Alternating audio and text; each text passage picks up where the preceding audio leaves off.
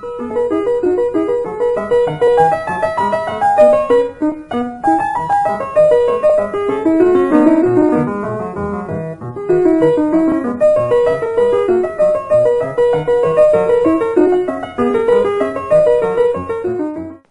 second type of stimulation treatment is hydraulic fracturing. Hydraulic fracturing is the most effective stimulation treatment for the tight sandstone formations usually found in older, more consolidated continental sediments. When using this treatment, pumps on the surface create several thousand pounds of surface pressure that are then channeled into the wellbore to break down the formation in controlled fractures. In addition, water that has been mixed with gelling chemicals to increase its viscosity is pumped into the well to help in the fracturing process. In combination with the downhole increased pressure from the pressure pumps at the surface, this gelled water enables the increased sandstone pressure to be evenly distributed across the pay zone, thus enabling further fracturing for hundreds of feet in a more or less horizontal direction. To limit leak-off or runoff into the surrounding formation, polymers are added to the gelled water. In addition, gel in the water makes the water slippery enough to reduce friction, thus lowering pumping horsepower requirements. Once the fracture is extended far enough, a propping agent, often large rounded sand grains, is introduced into the gelled fluid being pumped. Because of the high viscosity of the gelled water, the proppant is suspended evenly throughout the solution as it is pumped out into the fractures. When the gelled water with the propping agent reaches the formation, the proppant first seeps and then packs into the cracks in the formation. When the formation is saturated, pumping is then stopped. As the pressure goes down, the fracture, now with the artificially induced pressure removed and returned to normal pressure conditions, tries to close but is instead held open by the proppant. These fractures, now filled with well-sorted large proppant particles, form an excellent flow path for the oil and gas. The last stimulation treatment is a combination of matrix acidizing and hydraulic fracturing and is called fracture acidizing. It is used to stimulate production in limestone and dolomite reservoirs.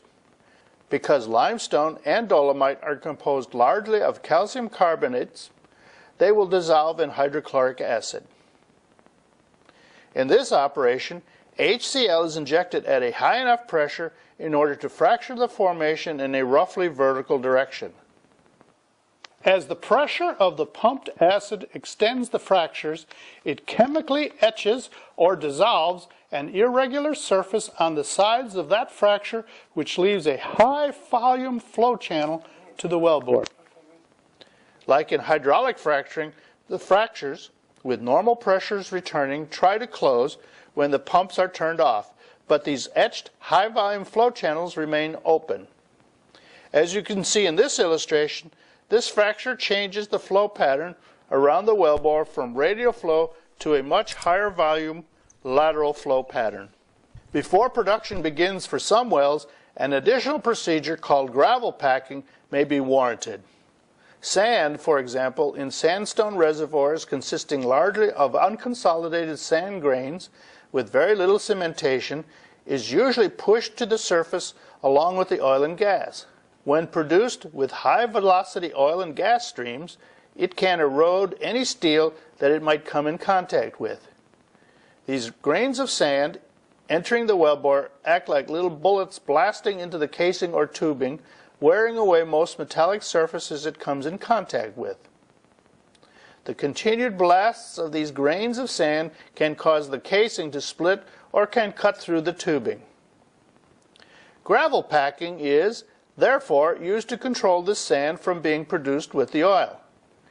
Even though gravel packing is expensive and is not completely successful in many wells, it is, nevertheless, attempted on virtually every completion in sand-producing areas. Let's look at the process and the steps involved in gravel packing. First, A wire-wrapped screen is run into the hole on tubing with a specialized packer called a crossover packer. Unlike other packers, the crossover packer allows the fluids to cross over from the tubing to the annulus and back again.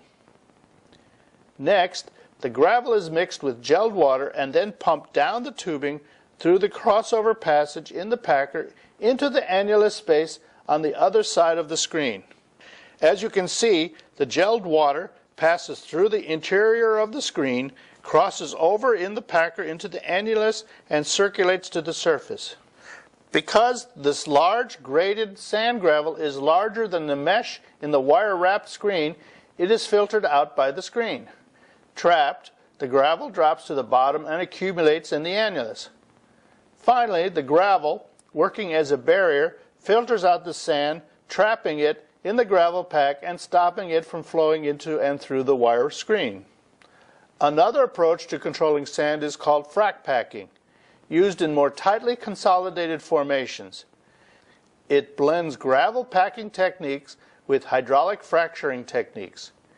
Using this method, the packing fluid is injected at a rate high enough to build up pressure and fracture the formation. Pumping continues as the gravel is packed into the formation. Just like in gravel packing, its function is to stop the grains of sand from flowing into the wellbore. Even with sand-gravel procedures, sand can still manage to enter the wellbore. To protect against the eventual sand accumulation once production has commenced in these formations, the engineering team uses varying techniques. The first is to install blast joints constructed with extra thick walls. In addition, they may use hard rubber coatings on the outside that can help the tubing withstand the sand's eroding actions. Another method is used in areas where the oil and gas flow stream changes direction. In this scenario, these continual motion changes can cause the valve manifold on the Christmas tree at the surface to cut out at its elbow fitting. A failure of this fitting can cause a dangerous blowout. Where the possibility of sand accumulation is a continual problem, the tubing and surface equipment must be cleaned regularly. For example, when sand settles out of the oil and gas and bridges over the well's tubing, it can completely plug off production. To deal with this accumulation, it may be necessary to work over the well to wash out this accumulated sand. Finally, accumulated sand can also drop out of suspension at the surface and accumulate in surface equipment such as separators. Regular maintenance can help keep most surface equipment working properly. As you can see, sand production and accumulation from these uncemented, unconsolidated sandstone formations require constant monitoring with periodic cleanouts. After having spent a lot of time and money on the well, it is now complete. We have run the casing, we have cemented in the casing, perforated the zone of interest, installed the Christmas tree, the tubing and packers. For the low permeability zones, we have stimulated the well with acid. We have done sand control with gravel packing. However, we are not finished. We still have the question of the future. How long will it produce? How much will it produce? And how will we develop the rest of the field? In Chapter 9, we will discuss field development and field expansion.